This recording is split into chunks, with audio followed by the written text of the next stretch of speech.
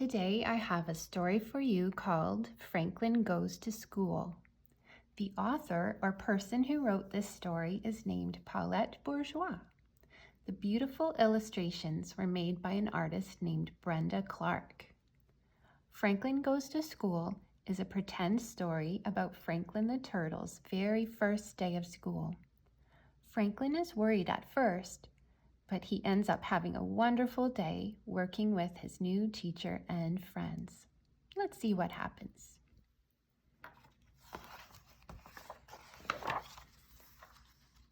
Franklin goes to school. Franklin could count by twos and tie his shoes.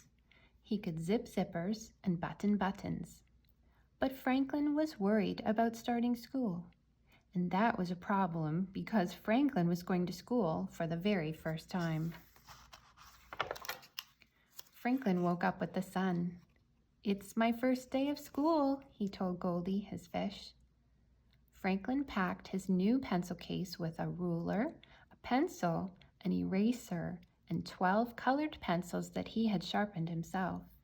Then he woke his parents. "Hurry," he said to his parents. "I cannot be late for school." Franklin's mother looked at the clock. "Even the teacher is not awake," she laughed. "It is too early." "You must be very excited," said Franklin's father. Franklin nodded. It was so early that there was time to make a big breakfast. "You'll need a full tummy to work at school," said Franklin's father. Franklin was not hungry. "I already have a full tummy," he said. "It feels like it is full of jumping frogs." Franklin's mother gave him a hug. "I felt that way on my first day of school." But the funny feeling went away. Franklin ate a little. He double-checked his book bag. Finally, it was time to go to school. Halfway to the bus stop, Franklin clutched his tummy. "I don't want to go," he said. Franklin's father gave him a hug. "That's how I felt when I started school," he said. "Look, all your friends are waiting for the bus." There was a big crowd at the bus stop. There were brothers and sisters and mothers and fathers. Beaver was carrying her favorite book. "I can read it," she said. "All of it?" asked Bear. "Yes," she answered proudly. Franklin rubbed his tummy. Rabbit pulled out a brand new notebook. "My big sister showed me how to write my numbers," he said. "All of them?" asked Fox. "Most of them," boasted Rabbit. Franklin looked at his mother. "I want to go home," he said. "We will be here after school to hear about all the things you did today," she said. When the bus arrived, Rabbit grabbed his sister's hand and climbed aboard. Bear stood on the steps and waved goodbye again and again. Franklin hugged his mother, then his father. He kept hugging even after his friends had found seats. As the bus pulled away, Franklin looked out the window. He didn't know if he was ready for school. "Do you think the teacher will yell?" wondered Rabbit, who jumped at loud noises. "Do you think there's a bathroom at school?" asked Beaver, fidgeting in her seat.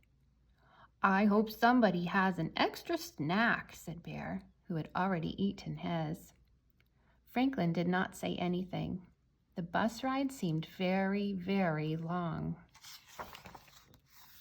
When they arrived, their teacher was waiting. Mr. Owl said hello in a gentle voice. He showed them where to hang their coats and where to sit. He showed them where to find the bathroom and offered everyone a piece of fruit. Then Beaver and Bear went to the reading and writing center. Rabbit went to the play kitchen, but Franklin stayed in his seat. "What would you like to do today, Franklin?" asked Mr. Owl. "I don't know," said Franklin, rubbing his tummy. "I cannot write all the numbers like Rabbit can. I cannot read like Beaver can." "Rabbit and Beaver will learn new things at school, and so will you." Franklin started to doodle. I can see that you are a very good artist, said the teacher. Franklin sat up a little taller. I know all my colors, too, he said.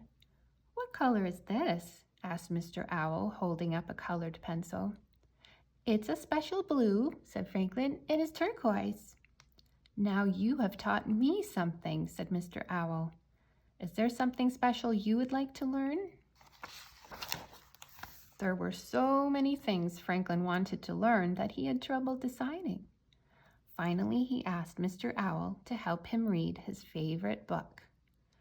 Franklin made a building of blocks. He sorted the money in the classroom store and painted 4 pictures, 1 for the teacher, 1 for himself, and 2 for his parents. It was a wonderful day. Franklin sat at the back of the bus all the way home. He bumped up and down. He was so busy having fun that he almost forgot to get off at his stop. His parents were waiting. How is your tummy? They asked. Franklin looked puzzled. It had been such a good day that he had forgotten all about his jumpy tummy. My tummy is empty, he said. That's a feeling that will go away too, said Franklin's father. I made this for you, said Franklin's mother. She gave Franklin his favorite snack, fly pie. And I made this for you, said Franklin. He gave his parents 2 pictures and 2 big hugs. The end. Thanks for joining me today for Franklin Goes to School. Check in the description below for some questions about the story. Have a great day reading.